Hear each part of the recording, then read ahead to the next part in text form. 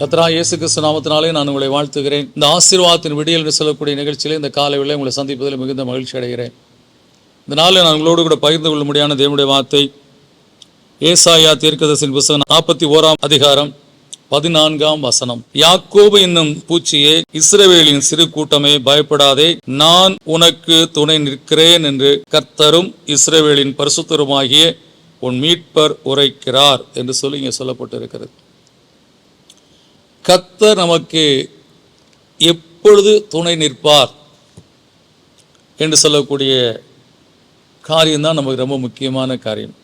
அவர் என் மீட்பர், is my redeemer, is my saviour, is my God, is my shepherd. அவர் என் மேய்ப்பனாய் இருக்கிறார். எல்லாவற்றுக்கு மேலாய் அவர் என் தகப்பனாய் இருக்கிறார். இந்த ஒரு ரிலேஷன்ஷிப் நமக்குள்ளே கர்த்தருக்கு நமக்கு உண்டாகும்போது, உறவு உண்டாகும்போது, கர்த்தர் அப்படிப்பட்ட நிலையில் நம்முடைய வாழ்க்கையில் நான் உனக்கு துணை நிற்கிறேன் என்று சொல்லி கர்த்தர் நம்மை பலப்படுத்துகிறவராய் இருக்கிறார். எனவே நீங்கள் ஒருவேளை இங்கே சொல்லப்பட்ட பூச்சியே என்று சொல்லப்பட்டு இருக்கிறது. நீங்கள் சமுதாயத்தில் உங்களை குறித்து ஒரு தாழ்வு மனப்பான்மையோடு நமக்கெல்லாம் யார் உதவி செய்வா, நம்மளை எல்லாம் யார் பார்ப்பாங்க, யார் நம்மளெல்லாம் குறித்து எண்ணி பார்ப்பாங்க அப்படின்னு சொல்லக்கூடிய காரியத்தெல்லாம் நினைவுகளே காணப்படலாம். ஆனால் ஒன்றை மறந்து விடாதீர்கள், நீங்கள் கர்த்தரை உங்கள் மீட்பராக, இரட்சகராக, தெய்வமாக, எல்லாவற்றுக்கும் மேலாய் தகப்பனாக நீங்கள் ஏற்று வாழுகிற வாழ்க்கை வாழும்போது உங்கள் வாழ்க்கையில் நிச்சயமாக கர்த்தர் உங்களுக்கு துணை நின்று உங்கள் வாழ்க்கையில் உங்களை ஆசீர்வதிக்கிறதையும் மேன்மைப்படுத்துகிறதையும் உங்கள் காரியங்களெல்லாம் வாய்க்கப்படுவதை மற்றவர்கள் பார்க்கும்போது அப்பொழுது அவர்கள் உங்களை அறிந்து கொள்வார்கள், இந்த மனிதனுக்கு யாரோ ஒருத்தர் துணை செய்கிறார் என்று சொல்லி.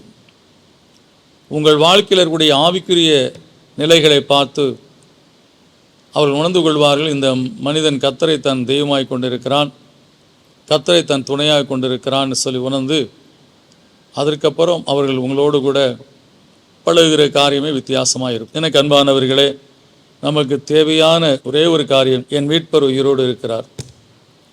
உயிரோடு இருக்கிற மீட்பரை நான் என் தெய்வமாய் கொண்டிருக்கிறேன். எனவே என் வாழ்நாளெல்லாம், என் சந்ததியெல்லாம், என்னுடைய தலைமுறையெல்லாம் அவர் எனக்கு துணையாக இருந்து ஆசீர்வதித்து நடத்துவார் என்று சொல்லி விசுவாசிப்போம்.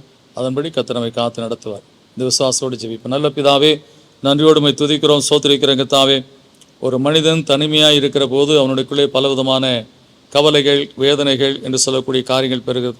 என்றைக்கு இயேசு கிறிஸ்துவை சொந்த இரட்சகராய் அவன் ஏற்றுக்கொள்கிறானோ அன்றைக்கு அவனுக்குள்ள ஒரு நிச்சயமான ஒரு நம்பிக்கை பெறுகிறது. அந்த நம்பிக்கையின் அடிப்படையில் என் மீட்பர் உயிரோடு இருக்கிறார் என்று சொல்லி அந்த விசுவாச வாழ்க்கையில் நடக்க ஆரம்பிக்கும் போது, நீர் அந்த மனிதனை கரம் பிடித்து நடத்துகிற தேவனாக இருக்கிறேன், அவனை பிடித்து கரத்தை பிடித்து நான் உனக்கு துணை நிற்கிறேன் என்று சொல்லி பலப்படுத்துகிறவராக இருக்கிறேரப்பா.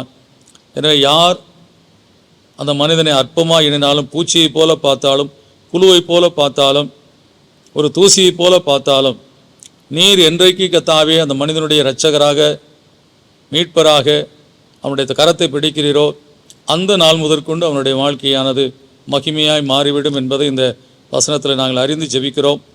கர்த்தர் அப்படியே கர்த்தாவே மற்ற யாரெல்லாம் கர்த்தாவே என்னை ஒரு பூச்சியை போல பார்க்குறாங்க, புழுவை போல பார்க்குறாங்க, என்னை ஒரு தூசியை போல பார்க்குறாங்க என்று சொல்லக்கூடிய நிலையில் வேதனையோடு வாழ்கிறார்களோ அவர்களுடைய வாழ்க்கையில் இன்றைக்கு கர்த்தாவே நீர் அவர்களுக்கு துணை செய்கிறதை பார்த்து உடைய மகிமையை அவருடைய வாழ்க்கையில் அவர்கள் மற்றவர்கள் காணும்படியாய் ஆசீர்வதித்து கர்த்தாவே, இயேசுவின் நாமத்தில் நல்ல பிதாவே, ஆமென்.